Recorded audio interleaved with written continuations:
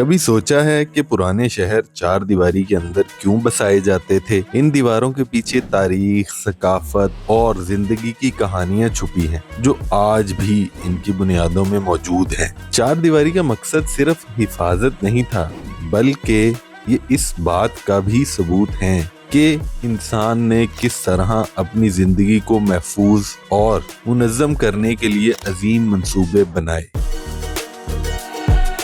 ایسا ہی ایک شہر پاکستانی پنجاب کا دل شہر لاہور ہے۔ یہ شہر بھی کسی دور میں چار دیواری کے اندر موجود تھا، لیکن آج اس شہر کی حدود کا تعین کرنا بھی ناممکن ہے۔ تنگ گلیاں، حویلیاں، خوبصورت مساجد اور شاہی گزرگاہیں اس بات کا ثبوت ہے کہ کسی دور میں لاہور کا شمار دنیا کے خوبصورت ترین شہروں میں ہوتا تھا۔ آج میں اسی پرانے لاہور کی ایک ایسی ہی گزرگاہ پر موجود ہوں جو آج بھی لاہور کی پرانی خوبصورتی کا ایک منظر پیش کرتی ہے۔ یہاں آ کر آپ اس پرانے لاہور کو محسوس کر سکتے ہیں۔ اس جگہ کا نام بھی بھارت کے دارالحکومت کے نام پر ہے۔ جی ہاں، میں بات کر رہا ہوں دہلی گیٹ کی۔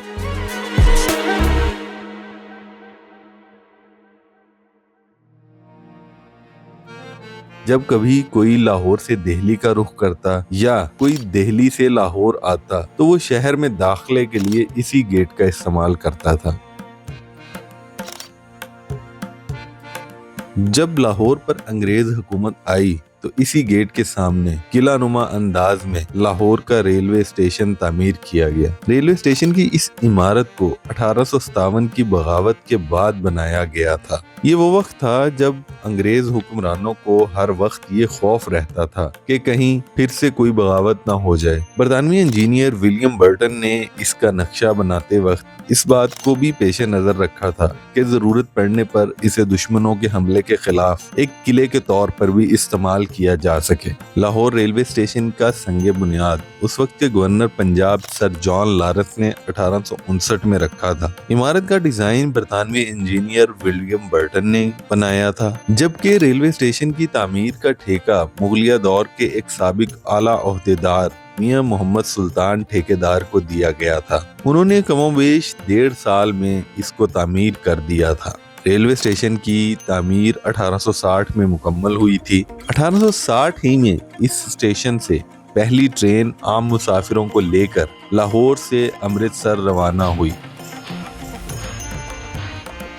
تو چلیے اب دہلی گیٹ پر واپس آتے ہیں۔ اس گیٹ سے یہ راستہ جو شاہی قلعہ تک جاتا ہے شاہی گزرگاہ کہلاتا ہے۔ کہا جاتا ہے کہ مغل بادشاہ قلعے سے نکل کر اسی راستے سے شاہی حمام آتے تھے۔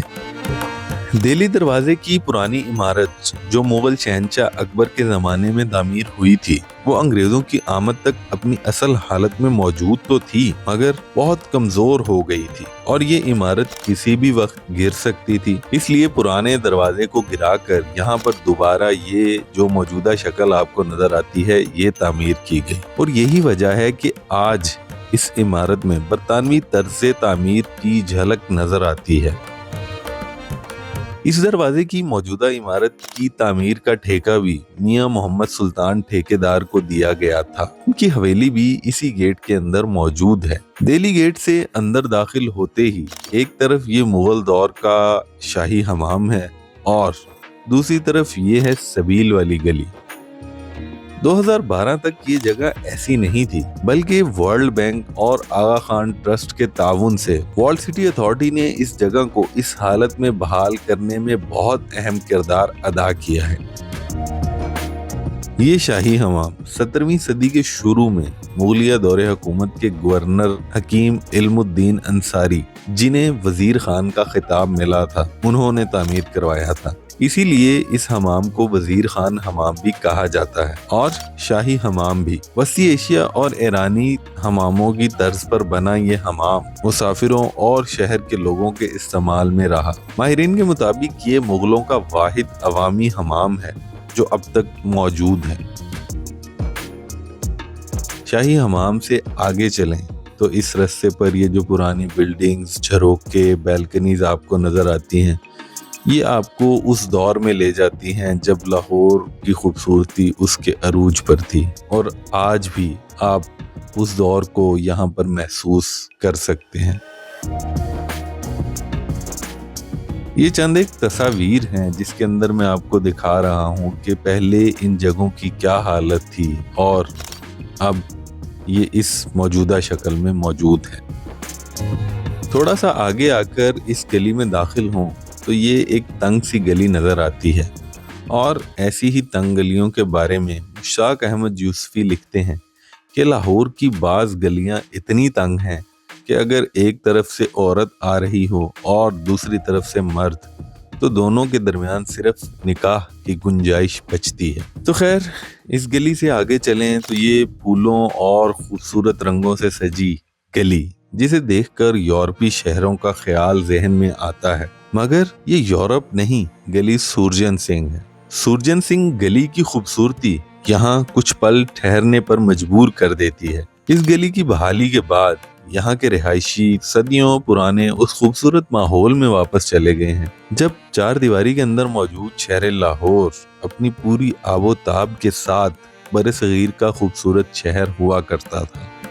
इस गली में मौजूद घरों के निचले पोर्शन को बैठकों में तब्दील कर दिया गया है, जिसके बाद यहाँ आने वाले सयाह पुराने कल्चर को बहुत करीब से महसूस कर सकते हैं।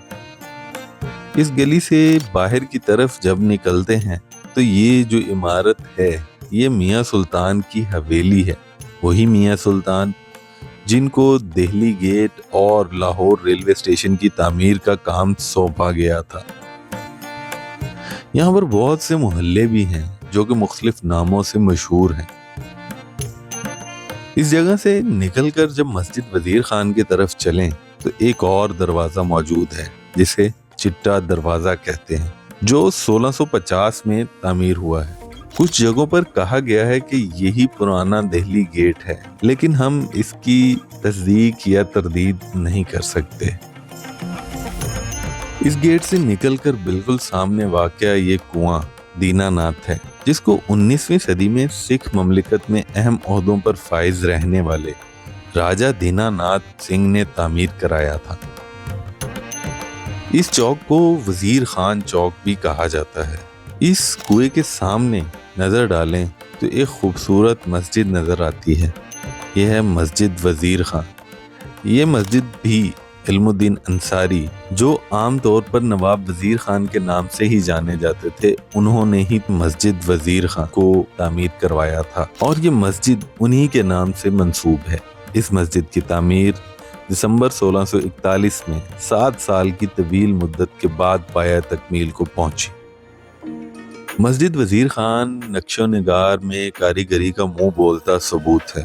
मस्जिद वजीर खान लाहौर का एक अहम सियाहती मुकाम भी है।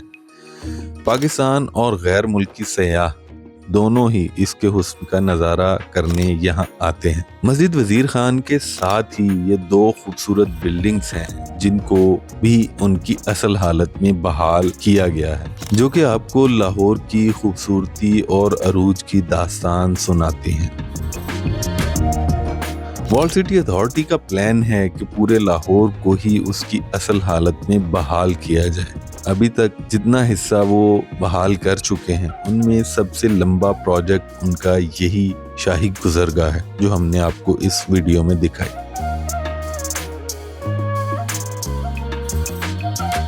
आपको वीडियो कैसी लगी कमेंट सेक्शन में अपनी राय का इजहार जरूर कीजिए। वीडियो अच्छी लगे तो लाइक, शेयर और चैनल को सब्सक्राइब भी कर दीजिए। शुक्रिया।